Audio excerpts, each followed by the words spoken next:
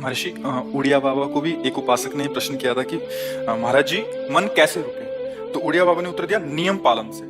यदि हम नियम पर दृढ़ रहें तो मन हमारा क्या कर सकता है। नियम तो परमात्मा देखता है, हम लोग नियम पर दृढ़ नहीं रहते, इसी से हमारे देश की दुर्दशा है। संध्या वंदन तक का नियम जाता रहा है, भजन करने के लिए नियम की बड़ी आवश्यकता। हाँ, बड़े नियम की आवश्यकता है। तो जैसे प्रातः काल से सायंकाल तक की हर व्यक्ति की अपनी एक दिनचर्या होनी चाहिए। ऐसा नहीं कि आज हम 4 बजे उठे, कल 7 बजे उठे, पर फिर मन को आप कंट्रोल नहीं कर पाएंगे। मन के लिए एक दिनचर्या होनी चाहिए कि हमको 10 बजे सोना है, 4 बजे उठ जाना है, तो फिर 4 से 4:15 नहीं होना चाहिए, 4 बजे उठ जाना, ऐसा नियम बना ले। और उठ करके हमको थोड़ी देर नाम जप करना है, थोड़ी देर हमें वाणी जी का गायन करना है, थोड़ी देर हमें ध्यान, एक अपनी दिनचर्या। फिर हम अपने संसार के कार्य के नियम, जो संसार के कार्य हैं, उनको भी करते हुए भगवान को समर्पित करें। जैसे जो पद में है, जो आपको राष्ट्र सेवा मिली है, जो आपको समाज सेवा के पद मिले हैं, या आपको जो घर की सेवा के कार्य मिले हैं, उनमें बहुत धर्म पूर्वक आचरण होना चाहिए।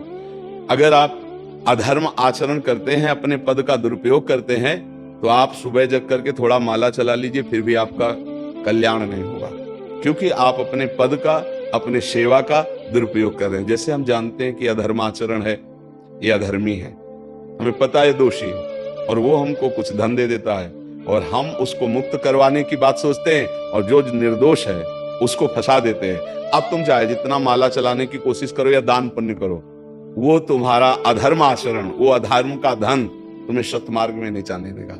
नियम लेना चाहिए कि जिस पद में है, जिस धर्म में है, जिस कर्तव्य में है, चाहे कुछ भी हो जाए, हम अपने कर्तव्य से विमुख नहीं होंगे। जितना जप महान है, उतने कर्तव्य महान है।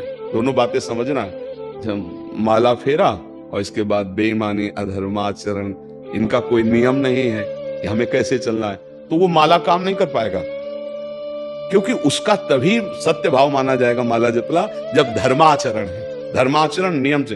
बोले वो बड़े कट्टर नियम वाले हैं, उनको घूस नहीं, आप उनको भयभीत करके नहीं काम करवा सकते, प्रलोभन में काम नहीं करा सकते। ये हमारी गृहस्थी है ना, तो गृहस्थी के पालन के लिए धन चाहिए, और धन के लिए हम धर्म को आगे रखें, धन को नहीं। धर्म को, हमारा कर्तव्य क्या, प्रायः जैसे पूज्य बाबा ने कहा, आज हमारे देश में बहुत दुर्दशा हो रही है। दुर्दशा हो रही, क्यों? क्योंकि सब अपनी जगह से गलत हो रहे हैं। अगर अपनी जगह हम ठीक रहे तो हमारी दुर्दशा नहीं होगी। हमारा भजन कम होगा, लेकिन हम धर्म से चल रहे हैं तो हम विजयी होंगे। हम भगवान को प्रसन्न कर सकते हैं, क्योंकि हमें जो कार्य मिला है वो भगवान का ही कार्य, सृष्टि भगवान का कार्य। जैसे नए बच्चे कुछ वकालत पढ़ रहे थे, तो यहाँ आके प्रश्न किया था कि हम जानते हैं कि वो दोषी नहीं है, हम जानते हैं कि वो दोषी है, पर दोषी हमें पैसा दे रहा है, तो हम वकालत पढ़ी इसीलिए, हम उसको जिताएंगे, तो क्या कोई पाप है? तो उनका खुला पाप है। बोले नहीं, हमारी कोई ऐसा कंपनी दो, ऐसा कुछ बोले कि हमारी कंपनी को ये सिखाया जाता है, तो हमको तो ये करना ही होगा, अगर नहीं करेंगे तो हमारी वकालत का मतलब क्या रहा? तो नहीं, वकालत का मतलब अधर्मी को मुक्त करवाना नहीं है। वकालत का मतलब अधर्मी के सबूत एकत्रित करके उसको दंड दिलवाना है, और धर्मात्मा को मुक्त करवाना है। अब इसके लिए आपके पास अर्थव्यवस्था अगर कमजोर भी है, तो धर्म व्यवस्था आपकी पूरी है। धर्म व्यवस्था ठीक है तो परिवार स्वस्थ रहेगा, सुखी रहेगा, भगवान आप पर प्रसन्न रहेंगे। अच्छा, फिर हमने तर्क रखा कि जैसे आपकी बहन के साथ कोई गलत व्यवहार करे, आपको पता है, और वो आपको 10 लाख रुपया घूस दे, तो क्या आप उसका पक्ष लेंगे? नहीं। तो फिर दूसरी बहन के साथ किया। अब यहां विचार करना है ना, अपने भाई का अगर कत्ल किए हो, मुझे पता हो कि ये दोषी है, तो क्या हम पैसे से उसको मुक्त करने देंगे? लगेगा कि जान की बाजी लगा देंगे, और तुम्हें हम ऐसे ही एक गरीब आदमी की किसी ने हत्या की, तो आपका पक्ष बनता है। पर ये ज्ञान कहां मिलेगा? बिना अध्यात्म के ज्ञान तो मिलेगा नहीं। ज्ञान तो इस बात का मिला कि कैसे पैसा कमाया जाए। अच्छा, वो पैसा यदि अधर्म से आया है तो आपकी दुर्दशा कर देगा, आपकी बुद्धि भ्रष्ट कर देगा। तो जो बाबा कह रहे हैं कि आज हमारे समाज की बड़ी दुर्दशा हो रही, उसका कारण यही है कि हमें अध्यात्म का ज्ञान नहीं, हमें धर्म का ज्ञान नहीं, और बड़ी बड़ी गलतियां हो जाती है। बिल्कुल पता है आदमी निर्दोष है, और हम धन के प्रभाव से उसको दंड दे देते हैं। वो दंडा भगवान जब आपको पलट कर देंगे तो आप सह नहीं पाओगे। उसका परिणाम बहुत बुरा होता है। तो इसलिए समाज को चाहिए अपने अपने कर्तव्य का पालन करते हुए एक नियमावली बना ले। जैसे कुछ दुकानों का नियम होता है कि वहां फिक्स रेट होता है, नहीं होता? वहां ये नहीं चलेगा कि कसम से कहते हैं कि तुम्हें हम अपना जान करके कि 100 रुपया मीटर ये मिला है, हम बिल्कुल मुनाफा नहीं ले रहे। नहीं, झूठ क्यों बोल रहे हो? दुकान खोले मुनाफा के लिए, झूठ क्यों बोल रहे हो? नहीं लेंगे मुनाफा, हम जितने का लाए उससे मुनाफा लेंगे, पर 120 रुपया मीटर देंगे, कपड़ा बढ़िया है, नाप फिट है, इससे नीचे नहीं उतरेंगे, हमें सफाई देने की जरूरत नहीं है कि हम कसम खाते हैं या ऐसा। जानते हुए बिजली है, दुकान है, नौकर लगे हैं, तो इसका मुनाफा लेने के लिए दुकान खोले, कोई दान करने के लिए तो नहीं। तो सबको पता है मुनाफा लेगा, लेकिन एक फिक्स दाम, उसे 10-20 रुपया का मुनाफा लेकर के हम उसको बेच रहे हैं। लेकिन झूठ क्यों बोले? बोले झूठ के बिना धंधा नहीं चलता। नहीं, ऐसा नहीं है। अब असत्य बोलोगे तो उससे जो आपको मुनाफा मिलेगा वो आपकी बुद्धि भ्रष्ट करेगा, और सत्य है कि मुनाफा के लिए है वही चीज, और आप एक फिक्स रेट में दे रहे हैं, बढ़िया है। अब अगर आप कोई मिलावट करके भोजन सामग्री दे रहे हैं, आपको पता है, तो जो खाने वाले के हृदय में बैठे हुए भगवान है वो तुम्हारे जीवन में मिलावट कर देंगे, तुम्हारा जीवन महान दुखमय हो जाएगा। ये कहां समझा जाता है? एक आदमी सिंथेटिक दूध बना रहा है, उससे कहो ये अपने बच्चे को पिला, नहीं पिलाएगा। फिर ये दूसरे का बच्चा जब पिएगा तो उसकी हालत क्या होगी? दूसरे शरीर में जाएगा तो हालत क्या होगी? वो केवल धन की बुद्धि रखता है। एक आदमी घी में केमिकल मिला रहे हैं, एक ऐसे अभक्ष्य पदार्थ मिला है, वो स्वयं नहीं खाएगा, लेकिन वो होटलों में भेजा जाएगा, हजारों लाखों लोग खाएंगे, बीमारी बढ़ेगी, उसको रुपया से मतलब है। ये चीज, ये दुर्दशा हर जगह धर्म का ज्ञान न होने के कारण फैल रही, नहीं फैल रही। एक मरीज बीमार है, असली दवाओं में पैसे ज्यादा है, नकली दवा लेकर के असली के दाम में बेच देना, उसको बिल्कुल फायदा ना होना। लेकिन परमात्मा देख रहा है, तुम जानते हो नकली दवा है, वो तो नहीं जानता, बेचारा ज्यादा पढ़े लिखे नहीं, किसान आदमी गांव का आया है, तुमने दे दिया और उसने पैसा दिया असली के।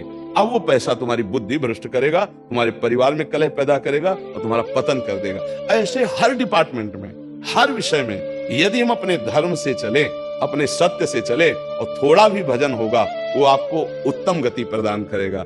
पर ऐसा कहां समझ में आ रहा है? अध्यात्म के बिना भला ऐसा समझ में आएगा? तो इसीलिए कह रहे हैं हमारे देश की दुर्दशा हो रही।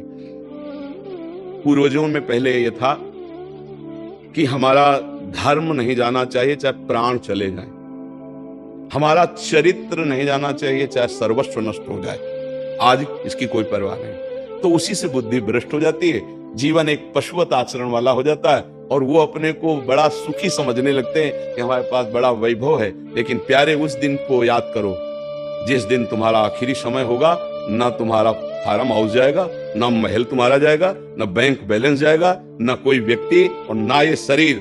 अब तुम्हारे कर्म तुमको भोगवाएंगे। उस समय की कौन याद करता है? अगर उस समय की याद हो तो भय लग जाए कि नहीं नहीं, पाप नहीं करूंगा, क्योंकि जाना है यहां से। अच्छा, कब जाना कुछ पता लगे, किसी भी समय ट्रांसफर हो सकता है इस शरीर से।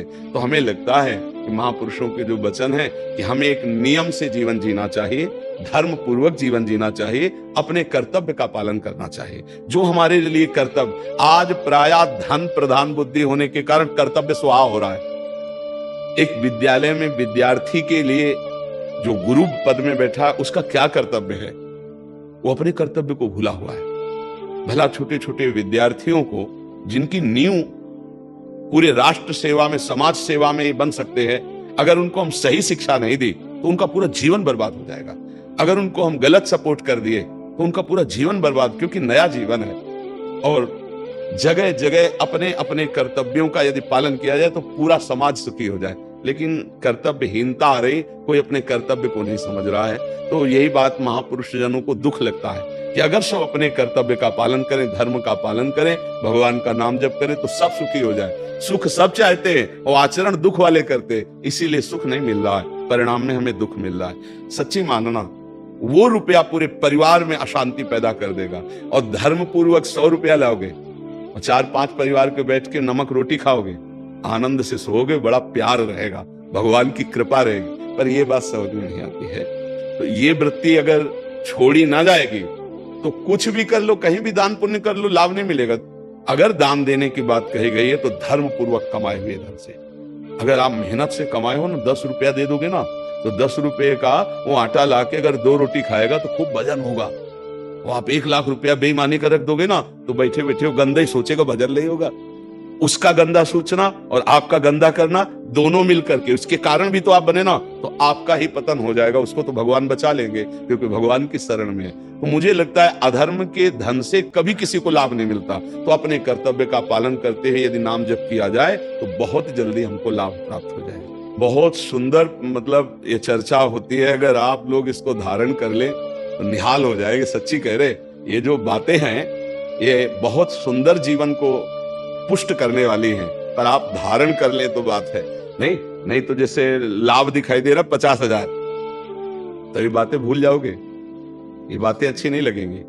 हे यार बहुत बढ़िया काम घर में आएगा, पर हमारी ये बात ध्यान रखना, वो 50,000 घर में अशांति पैदा कर देगा। सच्ची मानना, आप धर्म से चलना, धर्म से चलोगे तो भगवान तुम्हारी रक्षा में रहेंगे।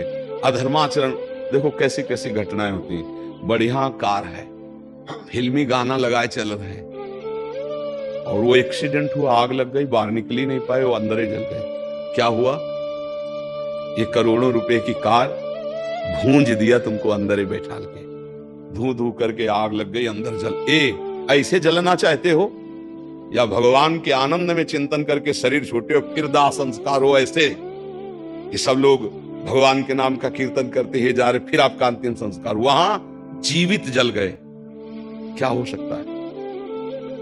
एक एक पल तुम्हारे कर्म का हिसाब होगा, एक एक सेकंड का। ये ऐसे कर्म करो कि हमारा अच्छा हिसाब हो, बुरा हिसाब। ये मत समझो कोई देख नहीं रहा, वो देख रहा है जिसको हिसाब कर रहा है, वो देख रहा है। उसके लिए कोई वकील या किसी सबूत की जरूरत नहीं होती, वो सर्वांतर्यामी आपके अंदर बैठे ही देख रहा है। तो सदैव जैसे सत्संग सुन रहे हैं, तो अगर हाथ जोड़ के प्रार्थना है, थोड़ी भी बात मान लोगे तो आप सच्चे सुख के मार्ग में चलने लगोगे।